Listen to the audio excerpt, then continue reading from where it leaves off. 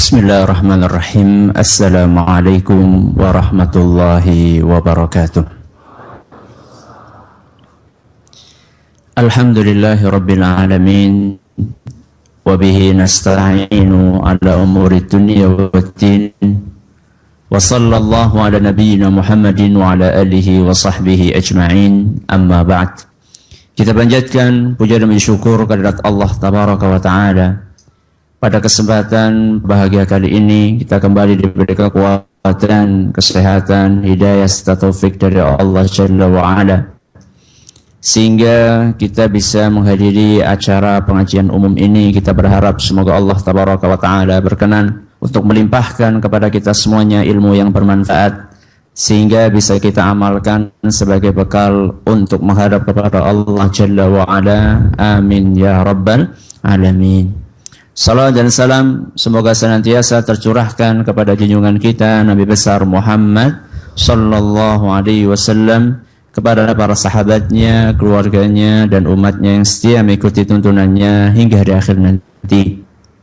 Yang kami hormati Bapak Ketua Muspika Kecamatan Banyumas, yang kami hormati Ketua Takmir Masjid Agung Nur Sulaiman Banyumas, yang kami hormati pula Ketua BKM Kecamatan Banyumas, dan juga para hadirin dan hadirat sekalian yang semoga senantiasa dirahmati oleh Allah. Tidak lupa juga para pendengar Radio Insani 88 FM di Banyumas, Purbalingga, Purwokerto, Banjarnegara dan sekitarnya, para pendengar Radio Bas FM di Solo Tigo dan sekitarnya, pendengar Radio Binbas dan Majas di Yogyakarta dan sekitarnya, serta para pemirsa Yufi TV yang semoga senantiasa dirahmati oleh Allah Azza wa Jalla. Materi kita hari ini judulnya hidup apa? Nyaman. Nyaman itu sebenarnya saya gunakan untuk kata lain dari bahagia. Ya. Karena bahagia sering dipakai, maka biar agak lebih menarik saya gunakan kata apa? Nyaman. Siapa yang tidak pengen hidup nyaman? Ada enggak? Mohon angkat tangan yang enggak pengen hidupnya bahagia. Enggak ada. Semuanya pengen. Semuanya. Berarti hadirin di sini ijma gitu ya. Nah, sepakat semuanya kepengen. Memang yang namanya kebahagiaan itu dicari oleh semua orang. Tidak membedakan apakah jenis kelaminnya pria atau wanita. Entah dia itu tua atau muda. Entah dia itu besar atau kecil. Kulitnya hitam atau putih atau sawo. Ya bosok loh, sawo mateng ya. Bahkan kebahagiaan pun dicari oleh setiap orang yang beriman maupun yang tidak beriman, yang beragama Islam maupun non Muslim, semuanya mencari kebahagiaan. Pertanyaannya, apakah kita kulolan panjenengan sudah merasa hidup bahagia? Coba saya pengen tahu yang sudah bahagia, angkat tangan. Jujur loh, jujur. Angkat tangan yang sudah bahagia. Saya cuma nyonton ini, bukan berarti saya bahagia kan. Saya cuma nyonton. Coba sekarang, siapa yang sudah bahagia? Ini berarti nggak bahagia semua ini. Nggak bahagia semua. Oh, kirain benerin. Kurang marem, ya. Berarti ini nggak ada ini yang bahagia di sini. Ya Allah, sedih sekali saya ketemu dengan orang yang nggak bahagia semua ini. Apa jenengan ini tawadhu gitu ya? Tidak setiap orang yang pengen bahagia dia akan mendapatkan kebahagiaan. Makanya kita perlu tahu terlebih dahulu bahagia itu apa. Karena ada sebagian orang mencari kebahagiaan tapi dia tidak tahu apa itu kebahagiaan. Ini seperti anak kecil yang disuruh sama ibunya beli lombok. Nah, beli lombok di tukang sayur, tapi nggak dikasih tahu lombok itu kayak apa bentuknya. Akhirnya pulang-pulang bawa apa? Terong. Salah milih karena dia nggak tahu lombok, nggak dikasih tahu lombok itu apa. Akhirnya pulang-pulangnya bukan bawa lombok tapi bawanya terong atau buncis. Orang mencari kebahagiaan tapi tidak tahu apa itu kebahagiaan, nggak akan ketemu.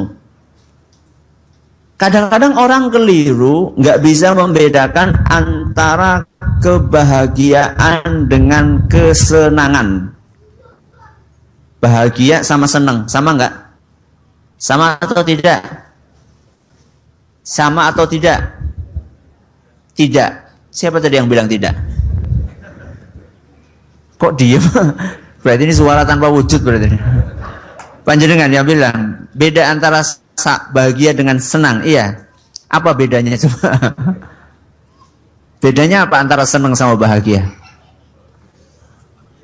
Loh katanya beda. Harus tahu tuh bedanya apa? Mungkin ya?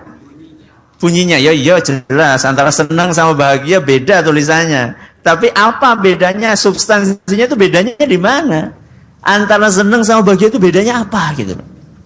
Pertanyaannya sama atau beda? Beda. Nah, ini yang mengucapkan beda agak keras tadi. Nah, bedanya apa? Kalau kesenangan itu dalam lahiriah. Iya.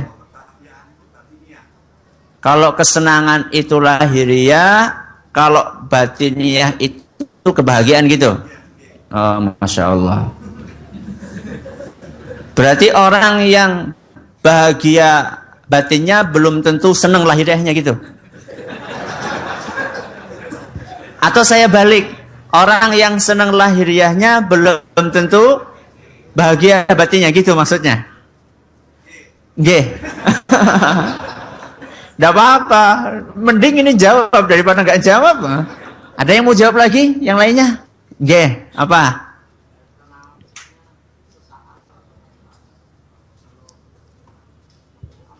Masya Allah. Ya, kata beliau, kesenangan itu sifatnya sesaat, kalau kebahagiaan itu hakiki. Monggo, ada yang lain belakang?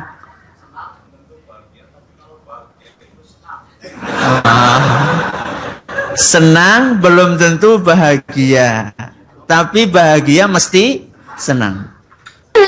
Ada orang miskin bahagia nggak? Seneng nggak?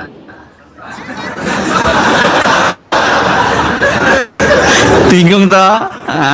Ada yang lain? Nggak ada? Ini pengennya jawaban secara kedokteran atau jawaban secara kalau dalam ilmu kedokteran, ini kata dokter ya, bukan kata saya, kata para dokter, yang namanya kesenangan itu bersumber dari saraf, namanya pleasure center. Ya. Pleasure center itu pusat kesenangan. Jadi ada sebuah syaraf atau ada sebuah saraf yang kalau ini dirangsang, ya, kalau ini dirangsang, maka akan menghasilkan zat kimia dari neuron di otak yang menimbulkan rasa enak, senang, dan nikmat. Jadi ada di otak itu ada saraf yang kalau ini dirangsang, maka akan timbul rasa nikmat, enak, dan senang. Kalau menurut pengertian ini, berarti membuat orang senang itu gampang. Tinggal dirangsang apanya itu? Sarafnya tadi itu. Caranya ya gampang, pakai obat bisa. Pakai obat bisa. Makanya kan lihat orang-orang yang pakai obat-obatan terlarang. Senang nggak? Senang. Tapi cuma sementara.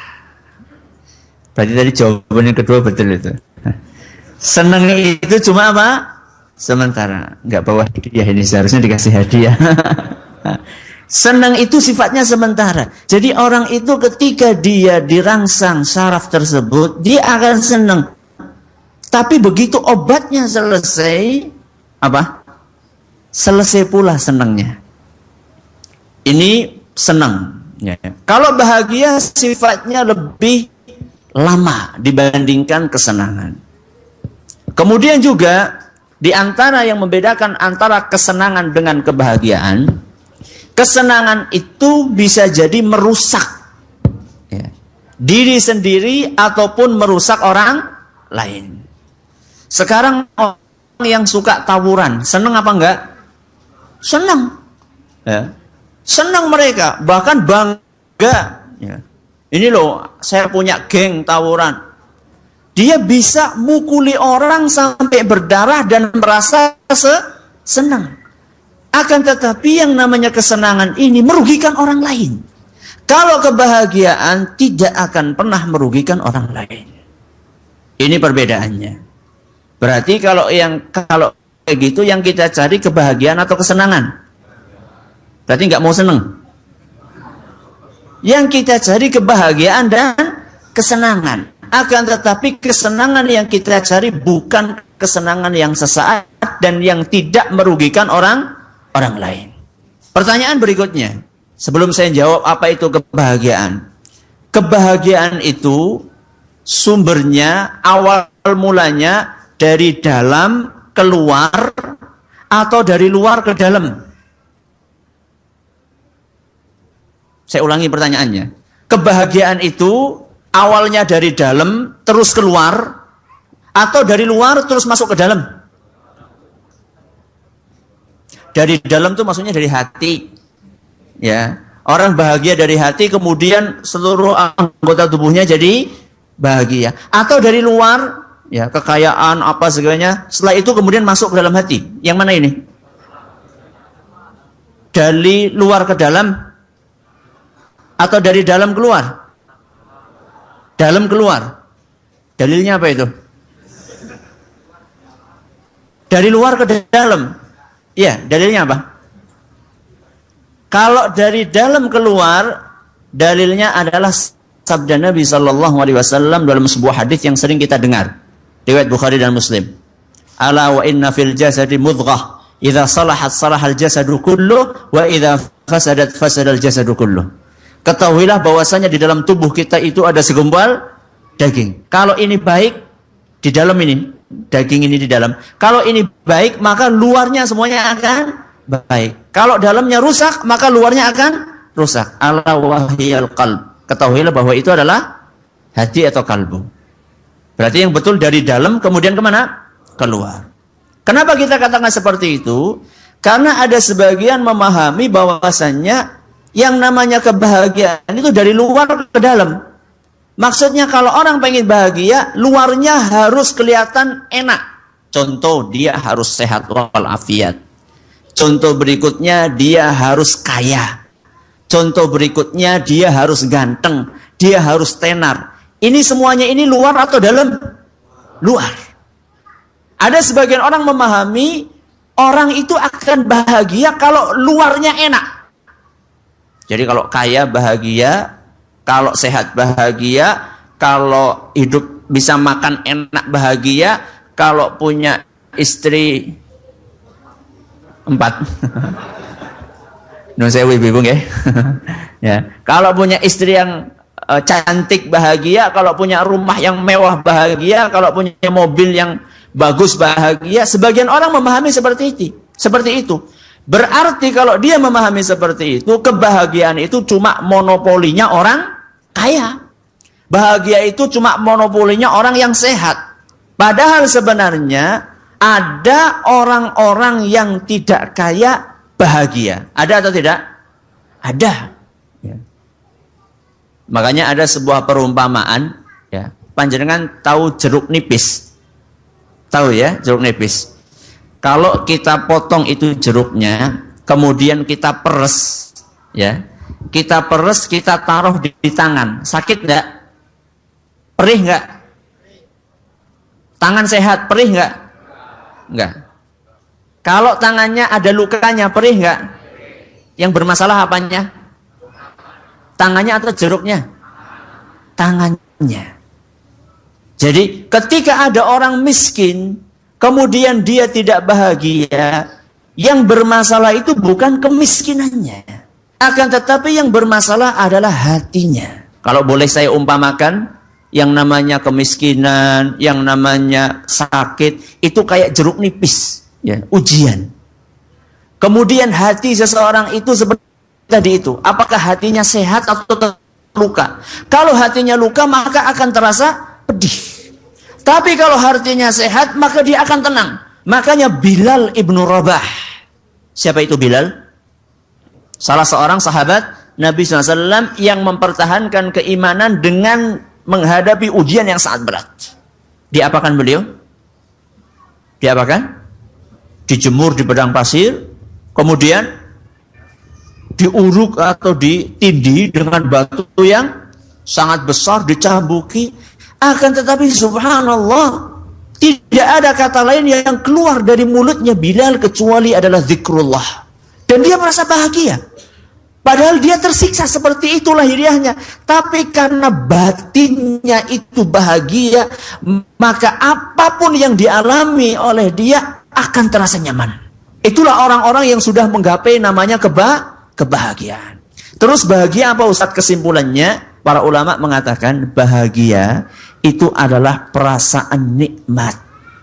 Perasaan nikmat yang dirasakan oleh manusia berupa ketentraman di dalam jiwa, kemudian ketenangan batin, kelapangan dada, dan kenyamanan perasaan. Saya ulangi, ya, bahagia adalah perasaan nikmat yang dirasakan oleh manusia berupa ketentraman apa? Jiwa, ketenangan batin, kelapangan dada, dan kenyamanan perasaan. Ini inti dari kebahagiaan sebenarnya. Orang di zaman kita ini mencari kebahagiaan caranya macam-macam. Akan tetapi biasanya orang menganggap kebahagiaan itu ada di dalam salah satu di antara tiga. Yang pertama kekayaan, yang kedua popularitas, yang ketiga kekuasaan. Jadi orang itu kalau tanya bahagia bagaimana? Bahagia itu adalah kaya, populer, punya kekuasaan. Makanya orang-orang tua biasanya menasihati anaknya, di sekolah belajarnya yang rajin supaya jadi orang pinter. Kalau pinter bisa punya pekerjaan yang bagus. Kalau punya pekerjaan yang bagus maka duitnya akan banyak. Kalau punya duit banyak bisa bangun rumah yang bagus. Kemudian kamu akan dihargai dan terkenal. Orang tua menasihati seperti itu atau tidak? Saya tanya, jadi kan sudah punya anak, nasihatnya kepada anak ketika berangkat sekolah apa? Belajar yang rajin supaya pinter. Kalau pinter bisa golek duit, gitu kan? Iya apa enggak? Iya. Nah, berarti terjerumus kita ini. Terjerumus kepada memahami kebahagiaan itu bersumber dari kekayaan, popularitas, dan kekuasaan. Saya katakan penting kekayaan. Akan tetapi tidak setiap orang yang kaya itu bahagia. Sekarang kita ambil saja realita yang ada. Negara yang terkenal maju teknologinya, ulet pekerjaannya. Negara mana? Jepang. Ya. Katanya saking canggihnya, Jepang itu kan salah satu negara yang sering sekali apa? Gempa. Akhirnya saking canggihnya mereka bisa bangun rumah anti gempa. Nggak tahu katanya ya. Di bawah bangunan itu dikasih per. Jadi kalau gempa itu bangunnya cuma dul gitu. Itu kan hebat sekali. Rumah kok dikasih apa? Per-pernya sebesar apa itu? Ya. Saking canggihnya. Akan tetapi subhanallah, walaupun Jepang itu terkenal maju teknologinya, terkenal orangnya ulet, terkenal santun, ya. Yang namanya Indonesia itu masya Allah ya, ngantri sedela bae lampu merah ini, belakang sendiri sudah hijau, paling budidaya bisa mau din, padahal harus ngerti orang nggak bakal sampai.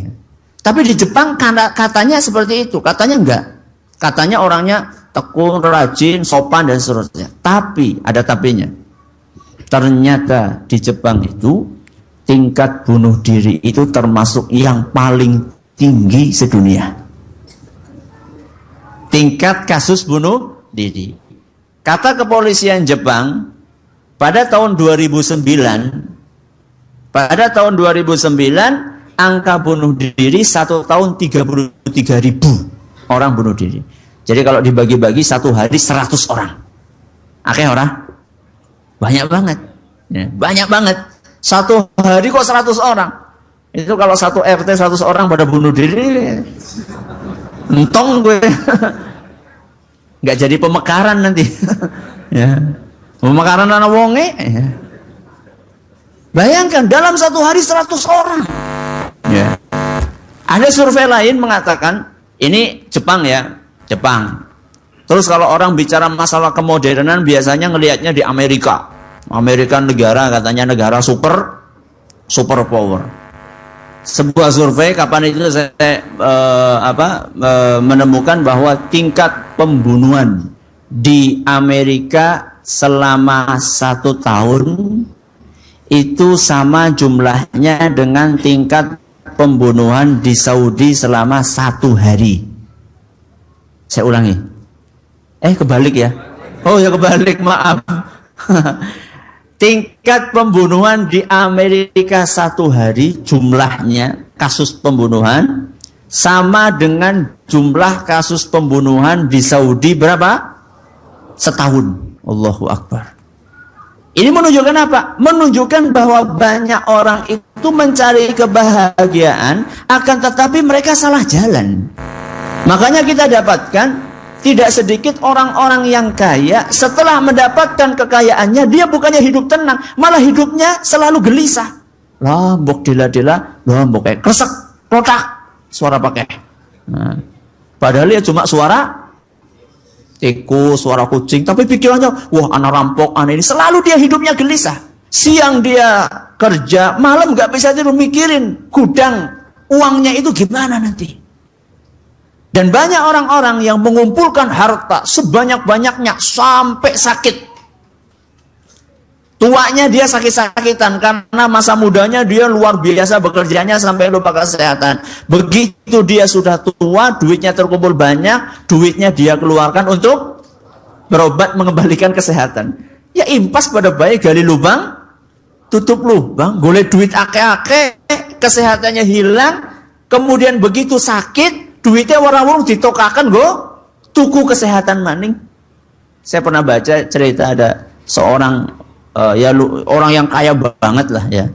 Nah, orang yang kaya banget, bos media lah katakanlah. Ya. Punya sekian banyak media. Saking dia bekerja kerasnya itu sampai dia terkena kanker hati, liver. Ya. Dan harus melakukan operasi ganti hati yang biayanya cuma 3M. Nih, hati itu gedenya cuma segini. Ya, hati besarnya cuma segini. Ganti itu tok berapa? 3M. M apa? Miliar. Nah, 3 miliar untuk ganti hati tok. Ketika masa mudanya dia habiskan usianya untuk bekerja sampai lupa kesehatan. Begitu tua, dia habiskan duit itu. Subhanallah. Jadi sebagian orang mencari kekayaan untuk mencari kebahagiaan. Ada yang mengatakan kebahagiaan itulah popularitas. Tuh kalau nggak percaya lihat artis-artis itu. Kemana-mana diajak untuk foto bareng. Ya. Kalau kita kan siapa yang mau foto sama kita? Di mana-mana dimintai tanda tangannya. Panjenengan pikir itu bahagia mereka? Banyak di antara mereka justru tidak merasa bahagia karena mereka kehilangan sesuatu yang namanya privasi. Ya. Jadi kemana-mana dikejar terus sampai contohnya yang paling meninggal dengan tragis itu siapa? Yang dikejar oleh paparazzi. Apa paparazzi? Para tukang foto gelap. Akhirnya kecelakaan. Siapa itu? Lady Diana. Ya. Saking terkenalnya kemana-mana difoto. Ya. Jangan bisa nang kamar mandi dia difoto, nauzubillah min dzalik. Kemana-mana difoto. Apa enaknya orang seperti itu? Ya. Mendingan kayak kita ini, kemana-mana nggak ada yang moto. Enak, privasinya itu terjaga kita. Jangan dipikir dengan terkenal itu kita akan senang. Atau ada sebagian mengatakan dengan kekuasaan kita itu akan senang. Belum tentu.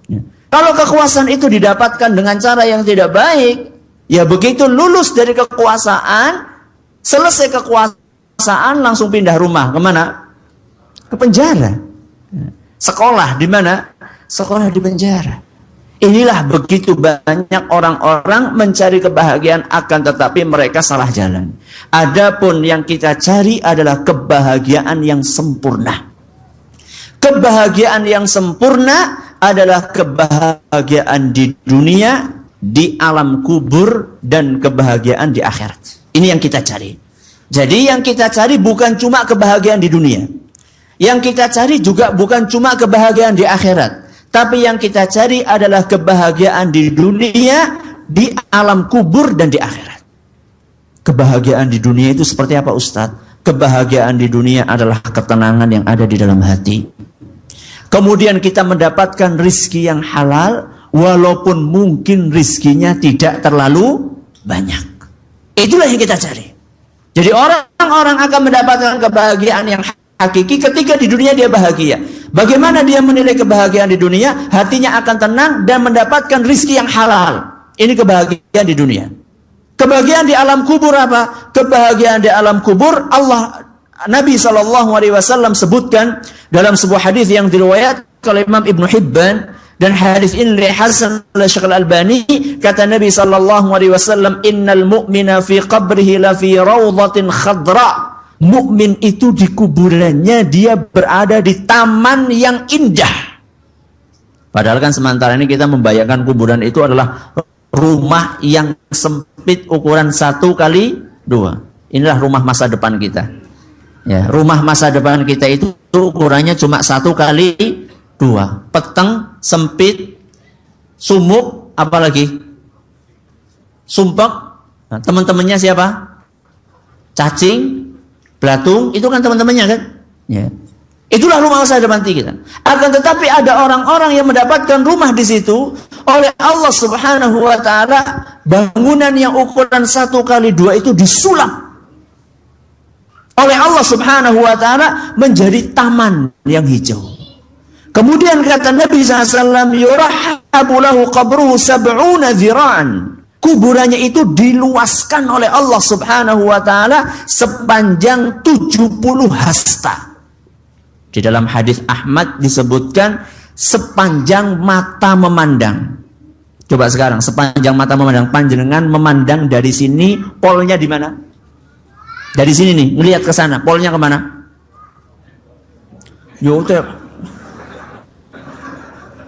Itu masjid maksudnya. Kalau kita keluar di alun-alun, kita ngelihat ke sana, polnya mana? Gunung Slamet. Iya. Lumayan jenengan itu sampai Gunung Slamet sana.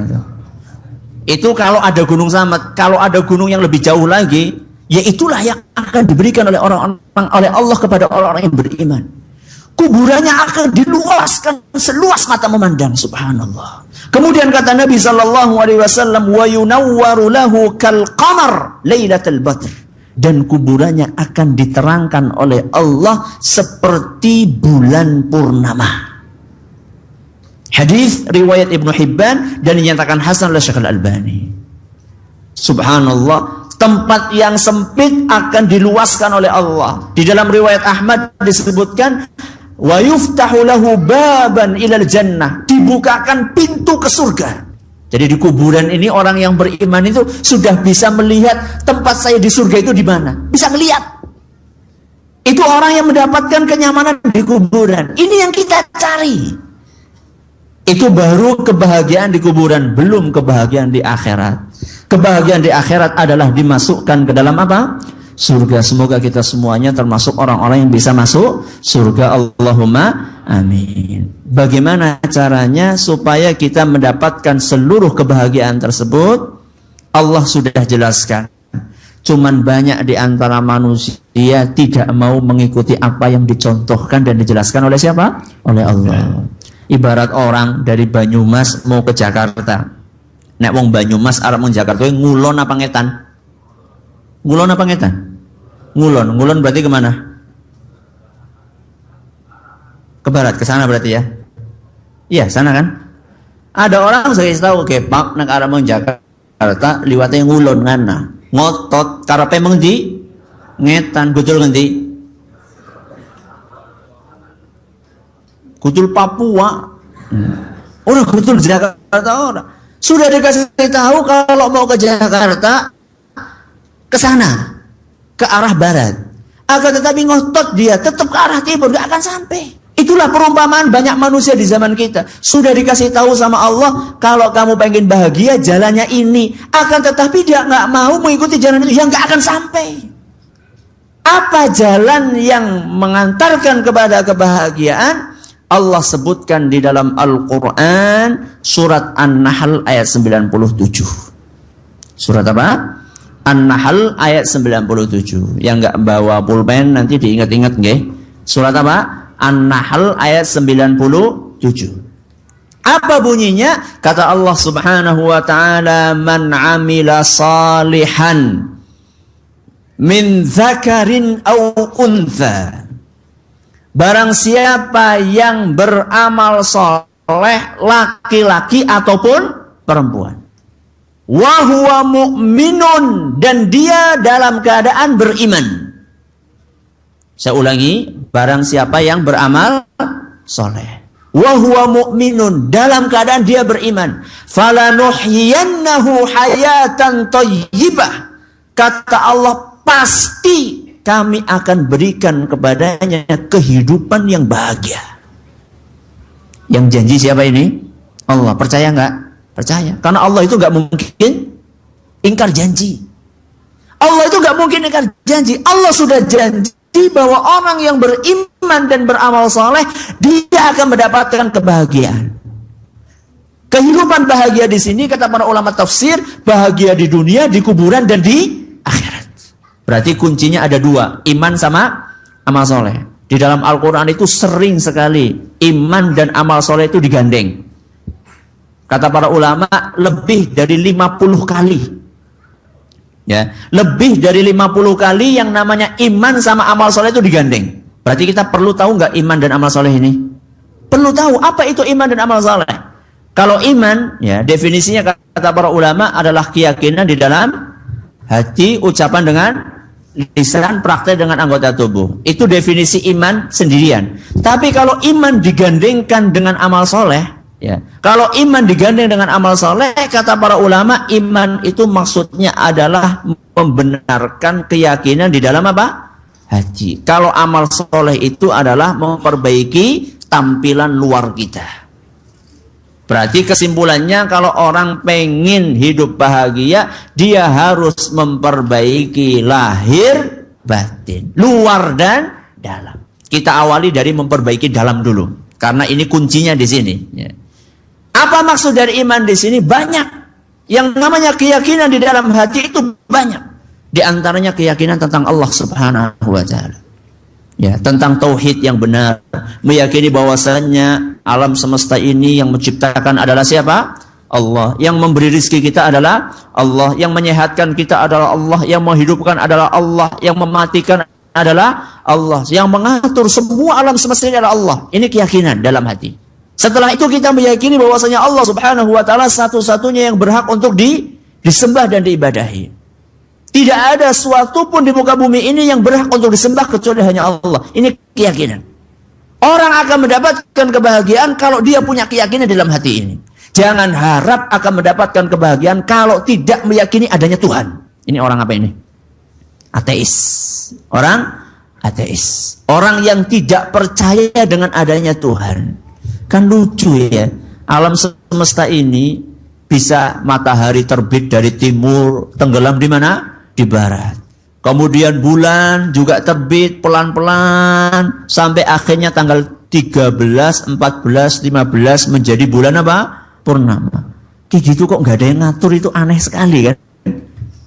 Makanya pernah ada Imam Abu Hanifah kalau nggak salah, itu debat sama seorang ateis.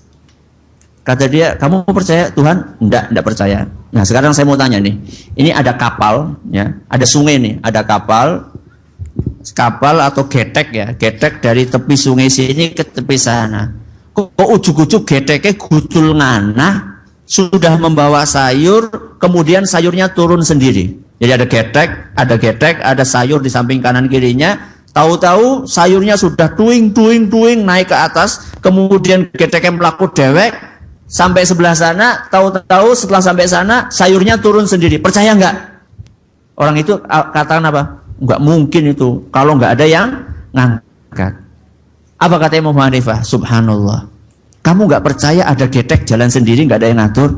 Kok kamu bisa percaya dunia seluas ini tuh nggak ada yang ngatur? Kata dia. Semuanya ada yang ngatur, yaitu Allah Subhanahu wa Ta'ala. Ini keyakinan yang pertama. Keyakinan berikutnya yang harus kita yakini adalah tentang arkanul iman. Meyakini bahwasannya iman itu ada 6. Yang pertama iman kepada Allah, kemudian para malaikat, para rasul, kitab-kitab, hari akhir, kemudian takdir yang baik maupun yang jelek. Ini harus kita yakini. Saya akan bawakan contohnya satu saja, keimanan kepada takdir. Bagaimana efeknya iman kepada takdir itu akan membuat seorang itu tenang.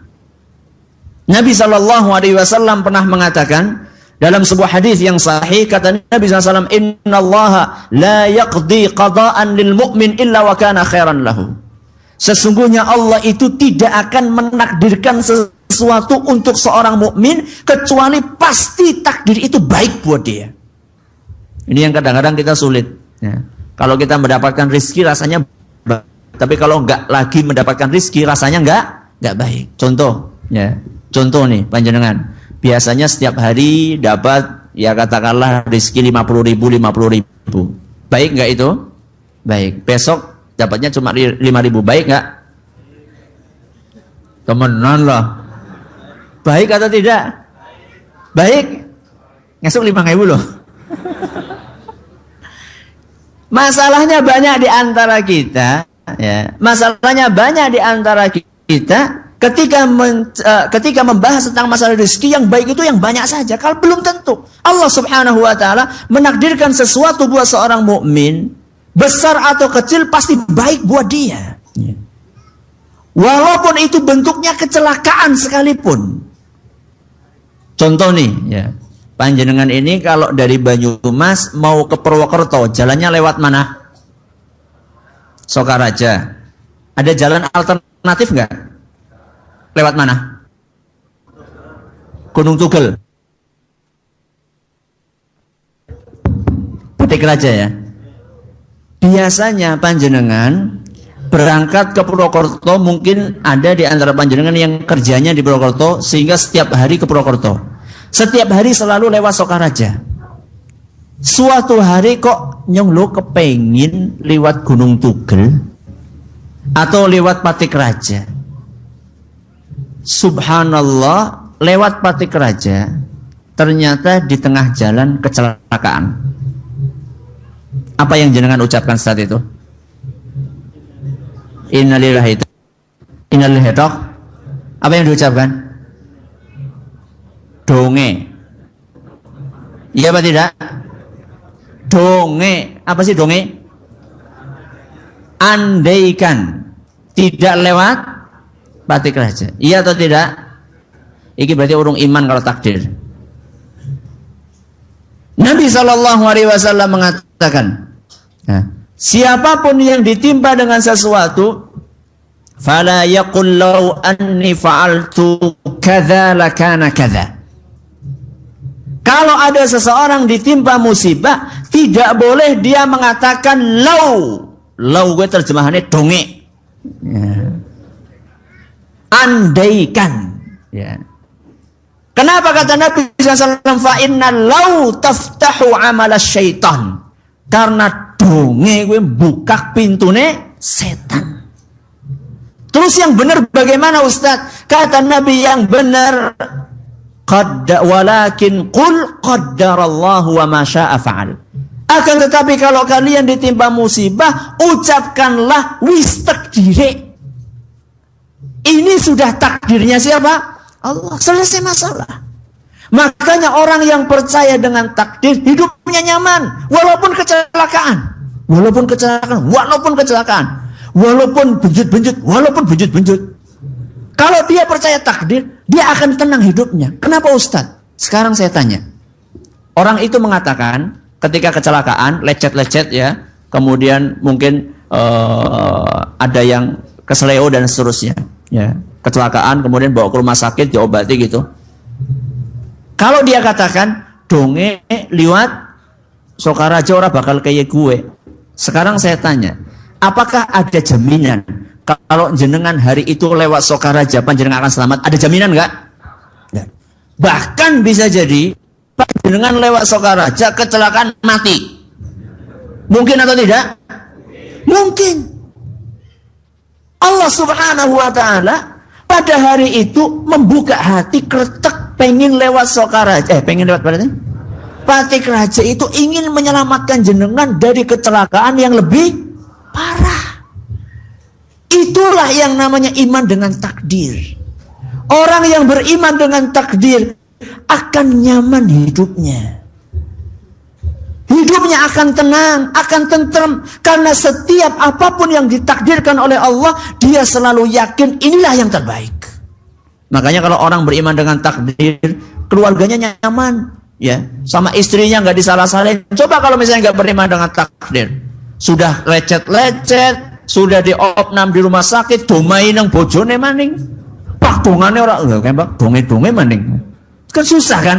Sudah lecet-lecet, sudah diinfus, sudah keluar duit, masih dimarahi sama siapa? Istri pun dadakan lewat Patik Raja. Gaya-gaya temen, astagfirullah. Itu gara-gara tidak iman dengan apa? Takdir. Makanya kalau orang iman dengan takdir, maka di hidupnya akan tenang, hidupnya akan nyaman. Ini yang namanya keyakinan, iman. Ya. Itu rukun iman. Termasuk iman juga adalah orang berusaha untuk pasrah, ya. Untuk pasrah dengan syariat Islam, ya. Makanya kita ini istilahnya agama kita adalah Islam. Islam itu apa sih? Islam itu pasrah, ya. Jadi kalau orang sudah mengaku beragama Islam, apapun yang diperintahkan oleh Allah dia pasrah. Saya yakin ini yang terbaik. Makanya orang yang beriman itu menjalankan perintah agama, rasanya hatinya lapang, orang kakean alasan. Biasanya ibu-ibu ini biasanya, Bu, anggo kudung. Alasannya apa? Sumuk, apa maning, Bu? Dunia ngantuk napa mboten, Bu? Alhamdulillah. Alasannya napa niku Bu nek mboten kudungan niku? Alasannya napa, Bu? Sumuk, apa maning? Gatel, ketombeyan, apa maning? Ayu jadi. Macam-macam sekali alasannya. Kenapa? Karena memang dari hatinya itu tidak ada keimanan pasrah dengan syariat Islam. Apapun yang diperintahkan oleh Allah mesti apik, apapun yang dilarang oleh Allah mesti jelek. Itu harus kita yakini. Itu namanya keyakinan di dalam hati. Makanya orang yang punya keimanan dalam hatinya menjalankan syariat Islam itu dengan tenang. Ini keyakinan. Contoh keyakinan yang ada dalam hati adalah qanaah. Qanaah niku napa? Nerima. Makanya Nabi SAW mengatakan laisal ghina an kathratil arad. Wong sing sugih kuwi udu sugih banda.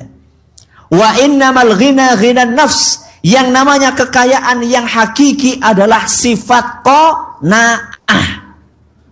Menerima apapun yang diberikan oleh Allah Subhanahu wa ta'ala. Makanya kita dapatkan orang-orang subhanallah tukang becak yang kadang-kadang sehari penghasilannya 5.000, kadang-kadang sehari penghasilannya 10.000, 30.000. Orang-orang yang seperti ini kadang-kadang hidupnya lebih bahagia daripada yang setiap hari penghasilannya 30 juta. Kadang-kadang seperti itu. Kenapa? Karena orang ini memiliki sifat qanaah. 30.000 tapi cukup. Ya.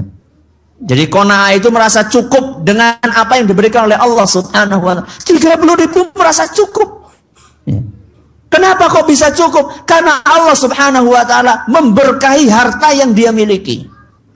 Anak-anaknya akeh tapi rajin-rajin. Hampir semuanya pinter-pinter. Gratis karena mendapatkan apa? Beasiswa. Nek mangan ora pada kakean jaluk lawu sing kayak gini timpani apa bae manut. Ya maksudnya ya ora timpani sembarangan maksudnya ya. Maksudnya anane uyah ya ora protes, anane iwak ya alhamdulillah, anane kerupuk ya alhamdulillah. Berkah mangane ora akeh ya. Enggak nakal, enggak banyak pola ya. Nah, yang tadi itu yang penghasilannya sehari 30 juta, enggak semuanya ya. Enggak semuanya yang penghasilannya 30 juta seperti itu. Ini yang penghasilannya 30 juta, Masya Allah, naudzubillah min dzalik. Wis bocah anake akeh nakal-nakal, dela-dela mlebu penjara, nebus metu entong duit teh.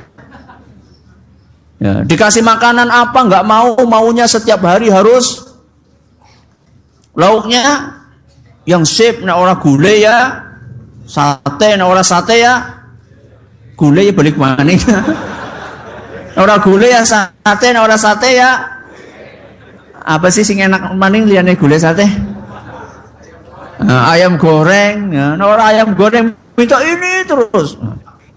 Selalu itu permintaannya. Sudah kayak gitu makanya banyak pula rong centing. Ngentong-ngentong akan gitu wong bocah. Enggak berkah. Sudah kayak gitu, sakit-sakit pula. Ya. Sedangkan yang tadi itu yang punya sifat qanaah, anaknya sehat-sehat, jarang sakit, ya. Sakit paling ya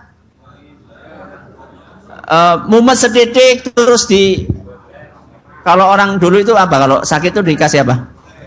Kencur ya. Kencur ya, panas itu kan turun kayak kencur. Pokoknya enggak sulit-sulit lah, ya. Enggak sulit-sulit obatnya. Kalau ini sudah diobatkan, subhanallah. Ada kejadian unik ya. Ada orang kaya banget tapi hasil korupsi. Kaya banget tapi hasil korupsi. Dia itu setiap korupsi dia tulis. Nah, setiap korupsi dia tulis, hari ini saya korupsi sekian, ditulis itu, dibukukan. Rapi banget. Ya kayaknya sarjana ekonomi kan. Ya orang kabeh sarjana ekonomi kayak gue ya orang. Ini cuma itu tulis semuanya, ditulis itu, subhanallah. Ya. Kemudian setelah selesai korupsi dia kalkulasikan. Oh saya selama sekian tahun korupsi jumlahnya sekian. Ya. Ya mbuh orang ngerti sapa Gus jenenge. Subhanallah. Anak dia semata wayang satu-satunya diuji oleh Allah Subhanahu wa taala terjerat obat-obatan terlarang, narkoba. Dia obatkan ke sana kemari sampai ke luar negeri. Setiap dia mengobatkan anaknya, dia tulis dengan detail pengeluarannya. Ya pancen ki masyaallah ya.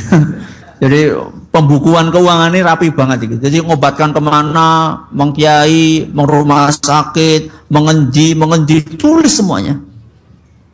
Setelah anaknya sembuh, dihitung, dikalkulasikan, ternyata Allahu Akbar. Pada uang hasil korupsinya totalnya sama total pembiayaan anaknya terjerat narkoba, persis sama sampai rupiah-rupiahnya. Jadi jenengane duit setan dipangan belis. Gak akan berkah ya. Karena tidak punya namanya qanaah.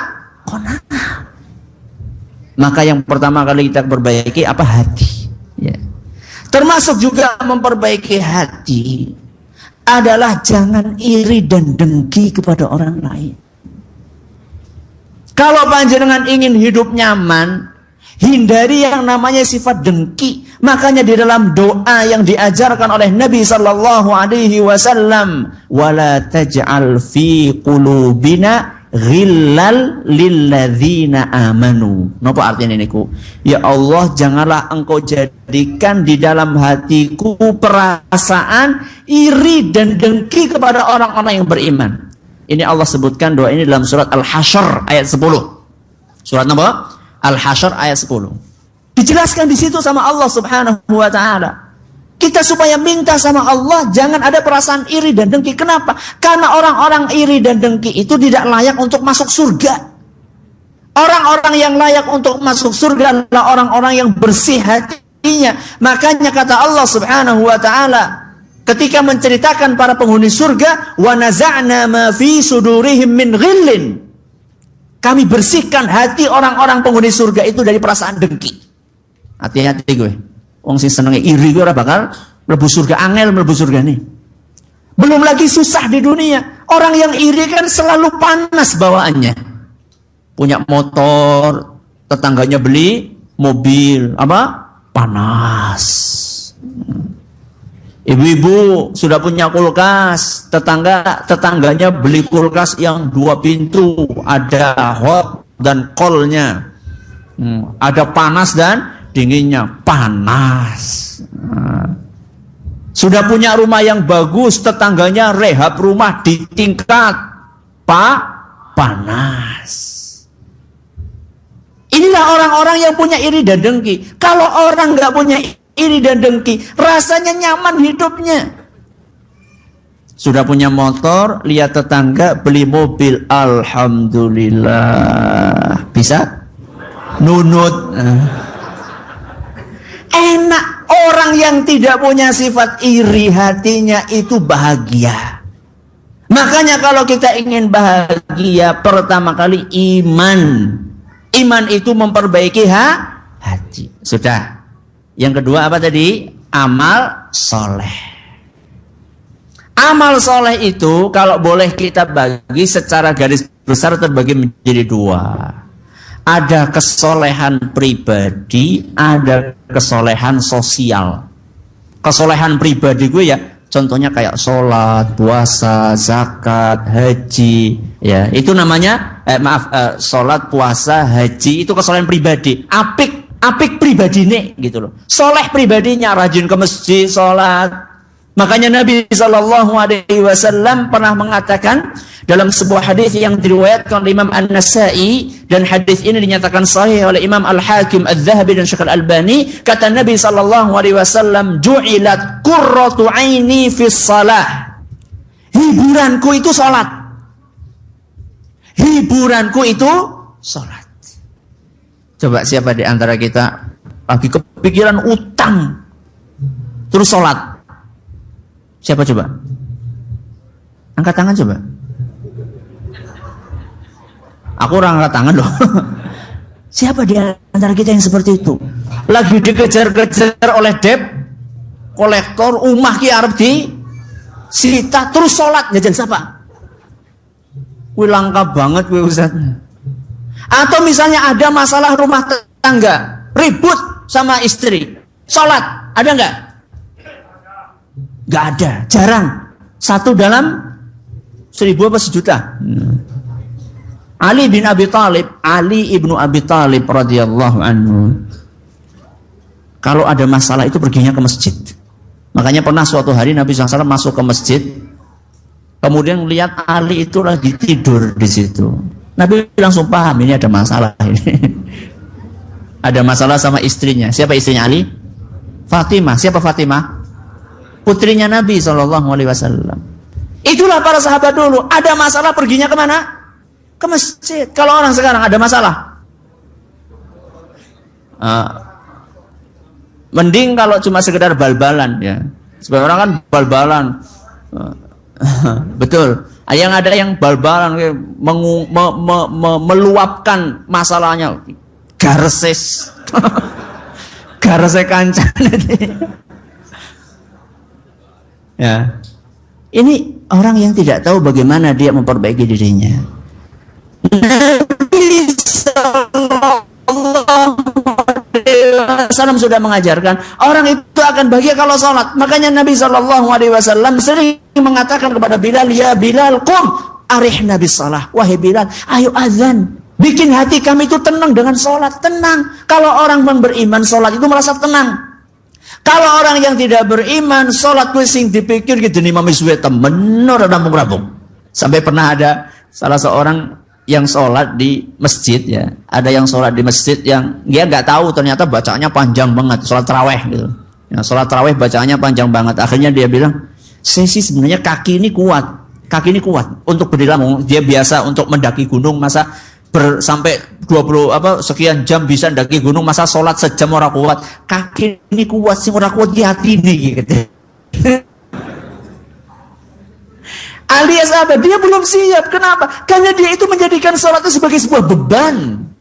Banyak di antara kita sholatnya itu dijadikan sebagai beban. Makanya ketika masuk sholat, gue sing dipikir kapan rampungi. Bukan berpikir, ya Allah, jadi cepet rampen, cepet temen rampungnya. Ya. Banyak di antara kita seperti itu melakukan sholatnya. Makanya sholatnya itu kurang ngefek. Ya. Sudah sholat tapi seneng renten. Itu berarti sholatnya tidak apa? Tidak ngefek. Ya. Terus apa makna dari firman Allah Subhanahu wa ta'ala, inna sholata tanha anil fahsyai wal munkar. Sholat itu mencegah dari perbuatan yang keji dan mungkar. Mana buktinya? Yang ada itu sholat terus, maksiat jalan, STMJ. Nah. Sehingga kayak gue kebanyakan orang. Kenapa? Karena sholatnya tidak sesuai dengan apa yang diajarkan oleh Rasul SAW. Sholat itu hanya sekedar lahiriah tok, belum batinnya. Makanya saya punya pengajian judulnya sholat lahir batin. Ya, punya pengajian judulnya sholat lahir batin.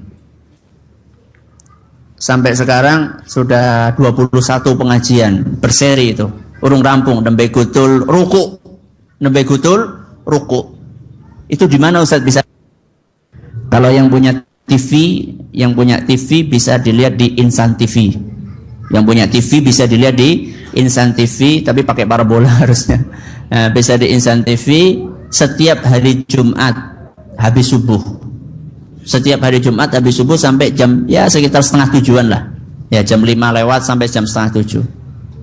Kalau yang nggak punya TV pakai radio saja, bisa didengarkan di radio kesayangan kita.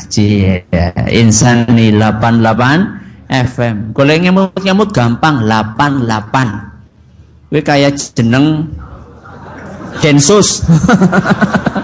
Densus 88 atau Salep 88 gampang golek ngemut 88 gue gelombang sing paling pojok kae nyorana gelombang maning baru gue ngepol gue 88 jadi nek karo merem ya bisa golek-golek gue 88 setiap hari Jumat habis apa?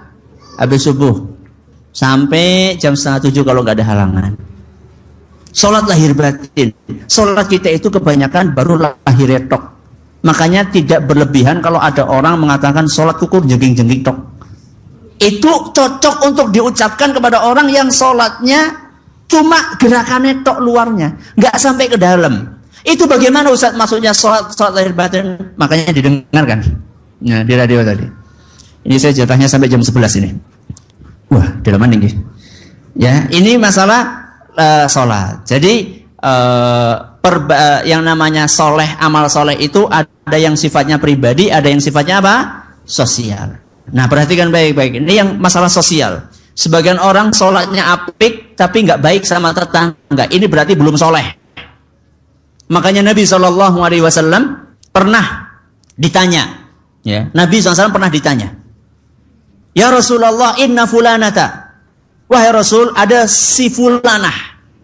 Ini wanita, seorang wanita. Wahai Rasul, si fulanah. Dia ini tusallil lail. Sholat malamnya mempeng. Orang kurus sholat wajib, sholat malamnya rutin. Kemudian orang ini juga sedekahnya rajin. Ya. Puasanya juga mungkin Senin Kemis, bahkan mungkin juga Dawud sisan. Ya. Jadi dia ini orang yang soleh pribadinya. Tapi wahai Rasul, kekurangannya satu. Apa itu? Salitah.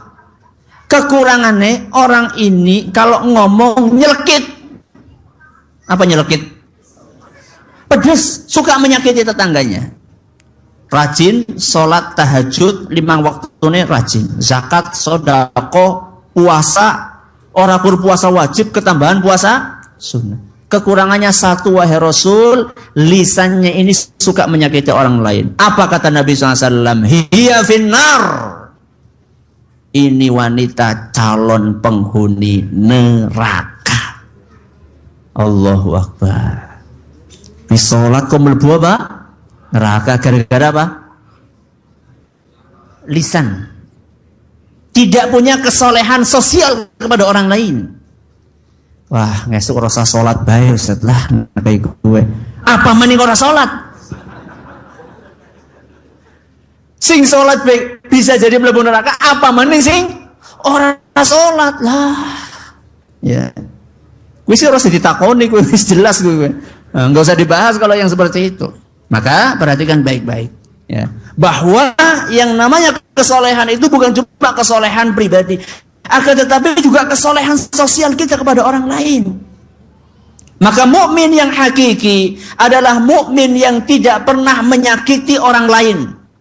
Kata Nabi SAW, al-muslimu man salimal muslimuna min lisanihi wa yadihi. Muslim yang hakiki adalah muslim yang orang lain itu nggak pernah tersakiti oleh lisan dan tangannya.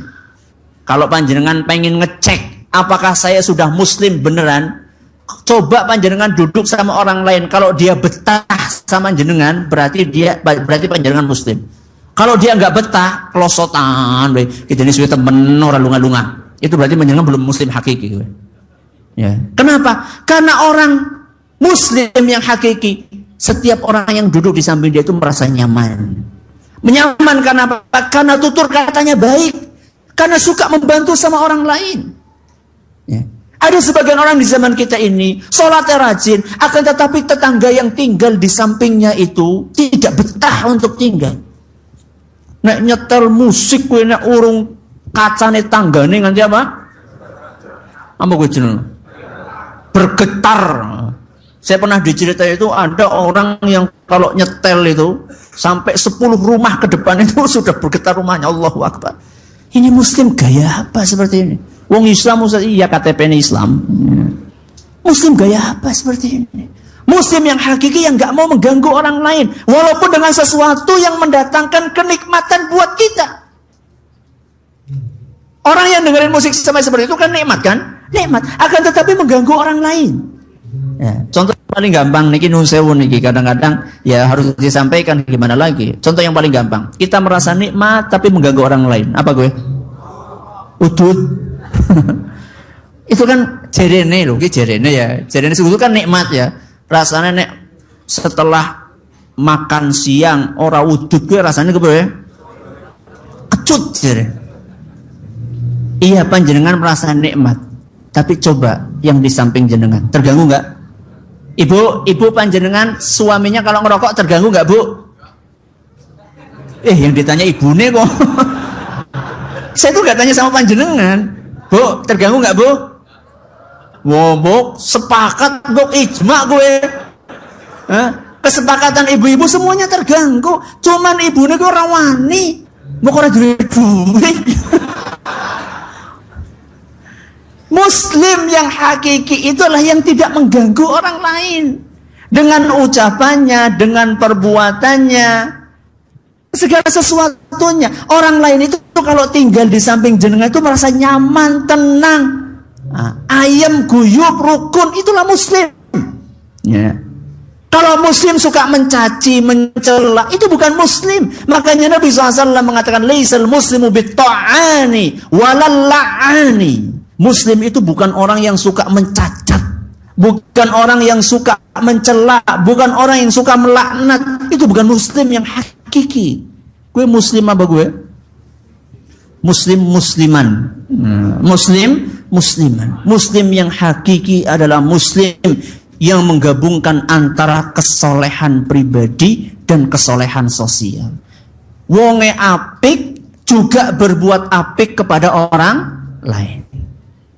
Jadi inti dari kebahagiaan ada di dalam amal soleh dan iman. Iman itu banyak memperbaiki apa? Hati jeroane ya. Hati kita perbaiki mulai dari tauhidnya, keimanannya, qanaahnya, ikhlasnya, kemudian tidak irinya kepada orang lain. Ini adalah iman. Yang kedua adalah amal soleh. Amal soleh itu ada yang sifatnya pribadi, hubungan kita dengan Allah. Hablum minallah, salat kita, puasa kita, zikir kita, baca Quran kita, itu semua kita berusaha untuk praktekkan. Dan juga ada yang sifatnya kesolehan sosial atau hablum minan nas. Inilah kunci untuk mendapatkan kebahagiaan yang hakiki, yaitu kebahagiaan di dunia di alam kubur dan kebahagiaan di akhirat. Semoga kita semuanya termasuk golongan tersebut. Allahumma amin. Pas sekali jam 11 lewat sedikit. Ini ada sesi tanya jawab. Monggo kalau ada yang pengen untuk bertanya silahkan. Bismillahirrahmanirrahim. Assalamualaikum warahmatullahi wabarakatuh. Waalaikumsalam warahmatullahi wabarakatuh.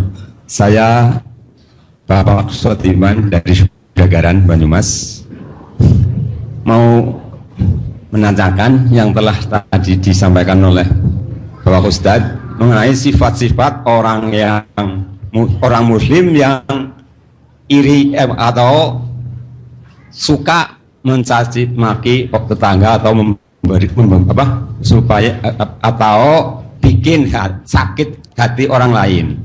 Misalnya saya menyikapi itu, saya bagaimana? Apakah kita bersabar? Apakah kita mendoakan pada orang yang menyakiti hati saya? Tapi dalam hati saya itu pokoknya dendamnya, rasanya itu deket sekali.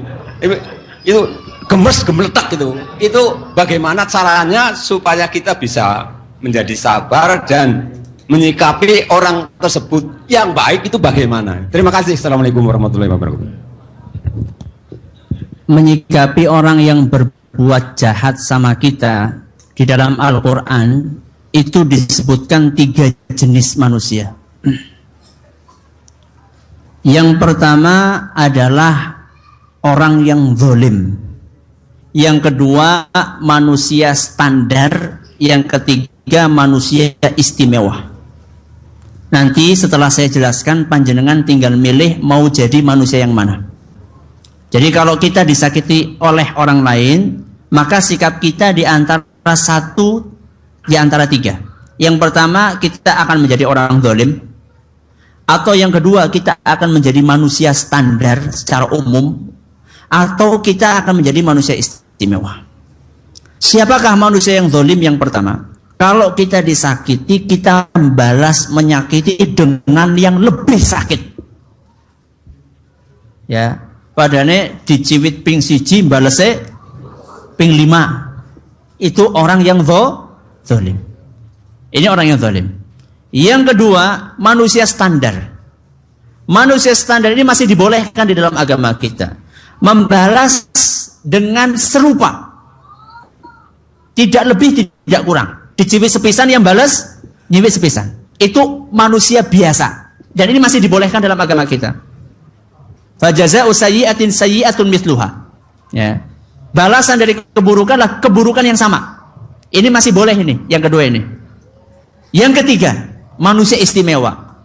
Faman 'afa wa aslaha. Kata Nabi SAW. Kata Allah, maaf. Faman 'afa wa aslaha fa ajruhu 'ala Allah. Manusia yang istimewa adalah manusia yang memaafkan dan berbuat baik kepada orang tersebut.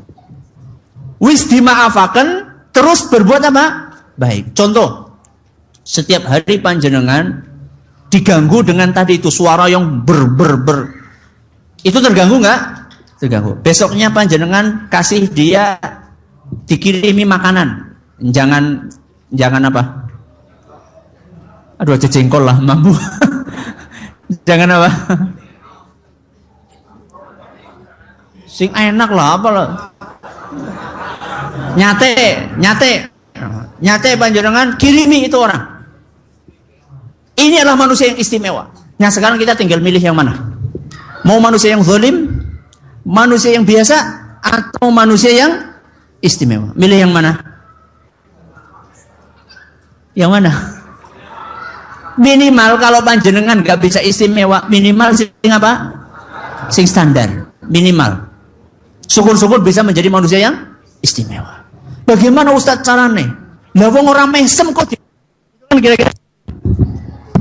Jadi kira-kira kita itu kalau kita dicemberuti sama orang lain, kita senyum sama dia.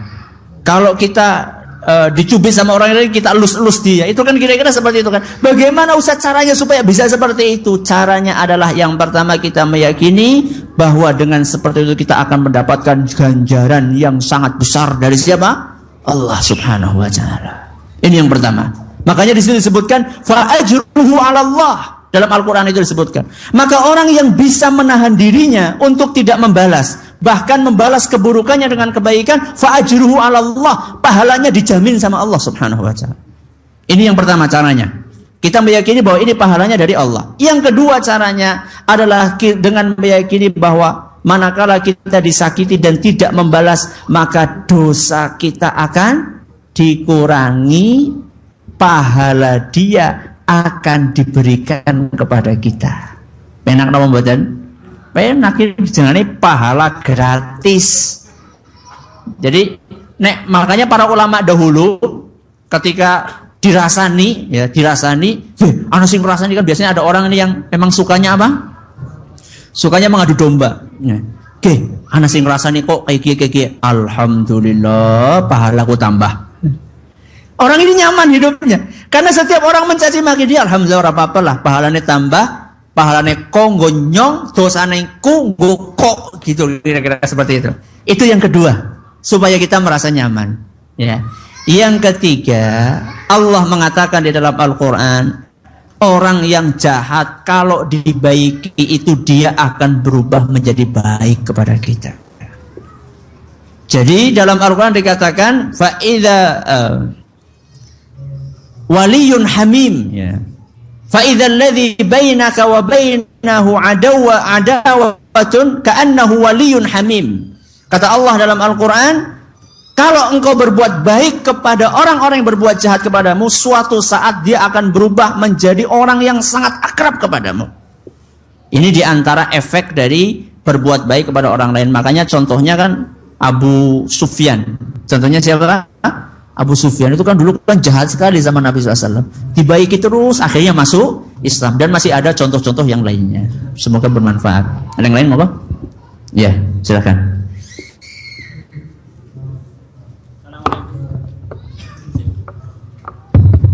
Assalamualaikum warahmatullahi wabarakatuh. Waalaikumsalam warahmatullahi wabarakatuh.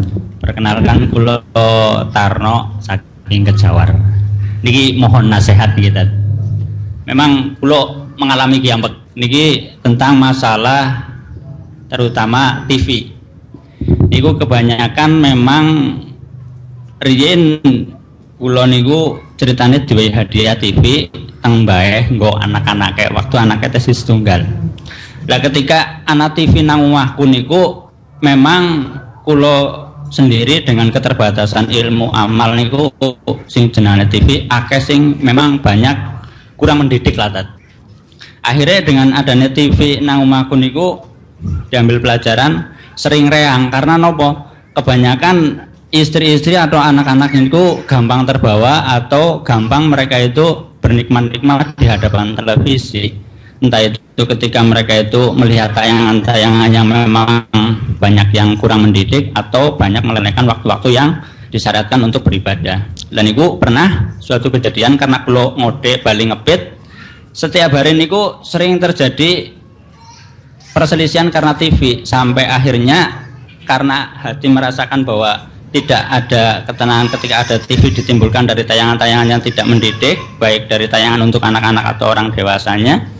Akhirnya dengan izin Allah Ta'ala niku TV sing maune gambare penuh bisa setiap hari nyiliki sampai hilang gambare terlebok nang longan niku tat. Niku nyuwun sewu niki kisah nyata niku umur kula karo bojo diwehi hadiah TV cuma sebulan tok niku nyuwun sewu mawon niki kisah nyata dados kula mawon anaknya niku sekolah niku tat. Anaknya sekolah niki ngapunten lho tat anu ngagem cerita riyen dados pen kula manten kepenak. Ben dijelaskan. Dan niki mengalami tentang masalah anak-anak juga. Seniki anak-anak SD wis nyekel HP, munggah SMP. Mau nang SD nyekel HP, munggah SMP tambah nomor batire, sing wadon tambah lanangan, sing lanang tambah wadonan. Niku nyuwun sewu niku diajarkan tentang TV niku katalah sing anak-anak sekolah dengan gaya yang sedemikian.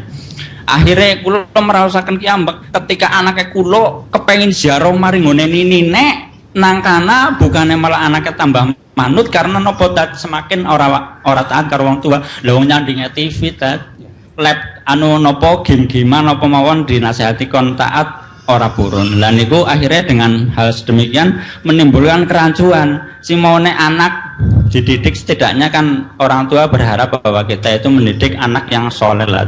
Tanggung jawab kita ditulis apa baik anak itu, peran orang tua itu sangat besar. Lah akhirnya dengan sedemikian sempat si anak niki mboten purun sekolah tadi. Niki musibah besar. Lah akhirnya guru-gurunya menyarankan, wis iki daripada muskilnya gede, anakmu jajal konang pondok bahen, sekolah nang kene kan orang anak TV lah. Oh memang ya nyuwun sewu niki anake kula fitnah nanggone tangane ndelenge Krishna jere sing anu, ndelenge si anu.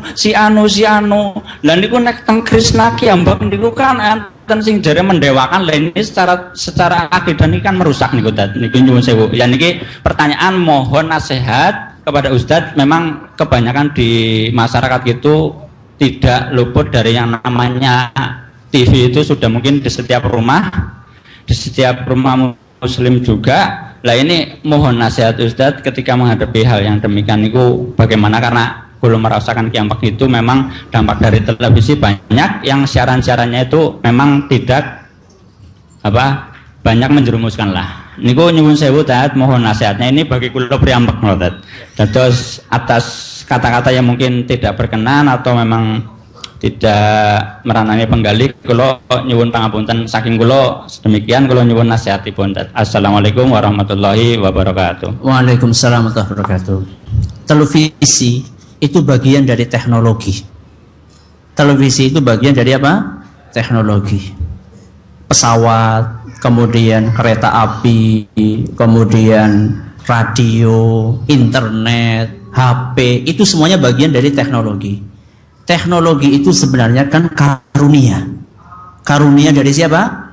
Dari Allah. Sekarang coba panjenengan bayangkan dulu ketika belum ada HP, panjenengan pengen ngubungi orang kemana? Wartel. Sebelum ada wartel, kita pengen ngirim berita yang cepet banget pakai apa? Telegram. Harganya berapa? Per huruf atau per kata saya lupa. Mahal pula. Nah, kalau sekarang SMS gratis maning. Ya. Ini bagian dari teknologi. Teknologi itu karunia. Maka karunia itu sebenarnya bagaimana kita menggunakannya. Jadi yang salah itu bukan HP-nya, yang salah bukan televisinya, yang salah bukan mobilnya, yang salah bukan internetnya. Yang salah adalah manusianya yang tidak menggunakan dengan baik. Sekarang radio, kalau yang didengarkan pengajian bagus nggak? Bagus.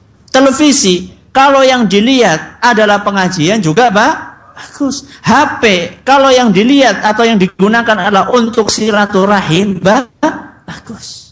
Maka sebenarnya di sini tugasnya kita sebagai seorang muslim supaya kita pintar-pintar memanfaatkan media. Sekarang dengan adanya media televisi, dengan adanya media radio, orang yang berada di Cilacap, orang yang berada di Wonosobo, bahkan ini rekaman ini ketika dimasukkan di internet, ya orang di Jerman, di mana pada melihat, dan mereka sering menyampaikan yang ada di Jepang, ya. Mereka pada SMS, ya, mengungkapkan, mudah mengambilkan manfaat yang begitu besar. Coba dulu ketika belum ada internet, gimana? Gak bisa. Jadi sebenarnya bagaimana kita menggunakannya. Sekarang televisi itu kan alhamdulillah sudah ada televisi yang isinya cuma pengajian, ya. Itu bisa kita jadikan sebagai alternatif, ya, sebagai alternatif pengganti untuk acara-acara televisi stasiun yang memang banyak mudaratnya. Kemudian yang namanya anak itu memang usianya usia bermain dan hiburan. Ini yang harus dipahami oleh orang tua. Makanya kata sebagian ulama, kalau ada orang tua melarang anaknya bermain, orang tua ini salah. Nah, kalau ada orang tua melarang anaknya bermain, orang tua ini salah. Karena memang usianya anak itu bermain. Jadi kalau misalnya ada anak dolan dirdiran, corakan baik. Kenapa? Karena kalau misalnya ketika anak dirdiran dilarang, gede dirdiran kayak. Masa kecil kurang bahagia, wis gede sih dirdiran. Ya enggak apa-apa sih, boleh aja. Tapi ya jangan berlebihan ya. Jadi Anak itu memang usia bermain. Nah, disinilah peran orang tua. Saya termasuk yang berpaham nggak perlu televisi di rumah. Di rumah saya nggak ada televisi.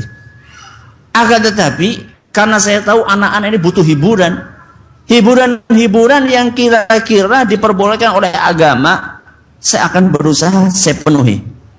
Mobil-mobilan, pelorotan, sepeda, bal, apa maning sih bocah ke? Dir gue nganti lembuh nganti pira gue. Sing gede, sing cilik apa? Kalau memang ada rezeki saya berikan. Balon, pokoknya apa yang kira-kira bisa membuat dia itu tidak kepikir untuk melihat yang namanya sesuatu yang tidak baik. Kenapa? Itu harus kita berikan alternatif buat anak. Karena kalau misalnya kita nggak sediakan televisi di rumah, anak akan lihat kepada tetangganya. Ya sama saja. Kalau di rumah malah bisa diawasi. Kalau di tetangga sampai malam-malam ganggu lagi. Kadang-kadang tidur di sana dan seterusnya. Makanya kita harus pintar-pintar memberikan alternatif pengganti buat anak kita. Anak sukanya apa? Sukanya main bola. Belikan bola, tidak apa-apa. Yang penting waktunya jangan sampai menabrak sholat gitu saja. Anak yang putri sukanya apa? Masak-masakan. Belikan. Ya. Alat-alat apa itu yang apalah yang anak kecil kan sukanya masak-masakan gitu kan. Belikan itu, tidak apa-apa. Ya kalau memang nggak punya duit, kembalikan kepada masa dahulu, masa tempo dahulu yang pakai enggrang bangsanya itu. Terus apa kayak beluk ya. Beluk, masih ingat ya beluk ya, itu ya. Kemudian apa, saya lupa ya kemana, bluluk, oh ya bluluk, maaf kok beluk ya, bluluk. Kemudian itu yang mobil-mobilan dari sendal, itu kita kembalikan ke masa dulu ya. Bahkan kata orang permainan masa dulu itu lebih mendidik daripada permainan sekarang ya. Itu petak umpet, kemudian apa yang lompat-lompat itu, kotak-kotak apa? Sundamanda. Itu lebih sehat daripada coba sekarang lihat anak-anak main PS kan. Main PS. Sehat nggak? Nggak sehat dari semua sisi. Pertama, orang sehat duitnya. Karena menguras apa? Menguras dompet. Yang kedua, nggak sehat apanya? Matanya. Terlalu dekat. Kemudian nggak sehat juga saraf-sarafnya. Ya. Banyak orang yang sakit. Bahkan di Cina ada cerita orang meninggal gara-gara main game. Husnul khotimah apa loh? Lagi mati. Nauzubillah min dzalik. Maka kita harus pintar-pintar memberikan alternatif pengganti hiburan yang bagus buat anak. Kalaupun akan mendapatkan ataupun akan memasangkan televisi, maka ya dibatasi hanya siaran-siaran yang mendidik saja. Ya, masih ada waktu? Panitia masih ada? Ya masih. Tinggal ibu-ibu monggo barangkali. Oh ibu-ibu monggo. Ibu-ibu. Ada yang tanya nggak ibu-ibu? Saya monggo. Saya Juwahir dari Sudagaran. Ini suatu saat saya pernah ngobrol-ngobrol sama teman waktu masih di bengkel, kerja di bengkel. Itu teman saya itu pernah nantang saya begini tadi. Saya lagi ngomong apa lah, dia itu intinya bicara tentang takdir. Ya sudah, kalau kamu masih punya pemahaman seperti itu, kalau saya mati besok, kamu harus kamu tak kasih uang. Tetapi kalau besok saya tidak mati, kamu harus ngasih uang saya gitu. Dan saya nggak berani. Wong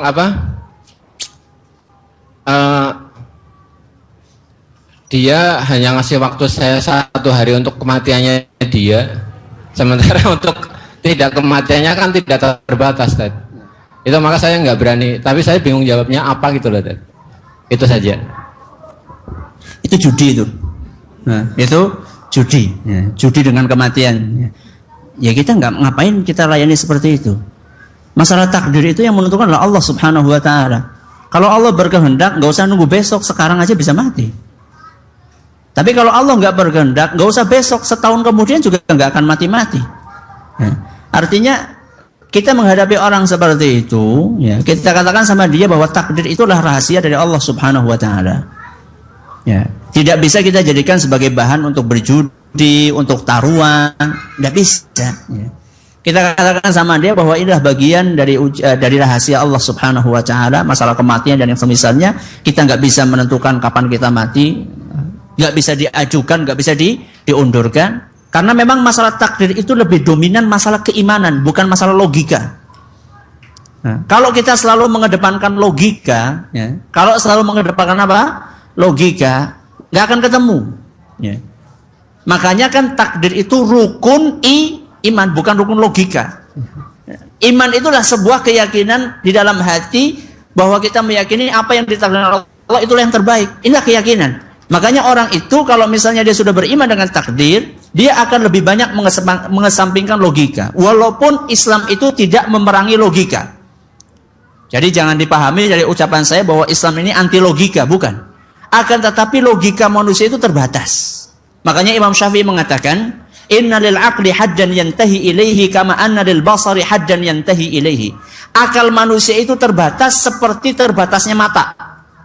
Sekarang coba panjenengan, paling pol panjenengan melihat jarak berapa kilometer? Terbatas. Kalau sudah lewat sekian kilo nggak bisa ngelihat. Sama juga akal.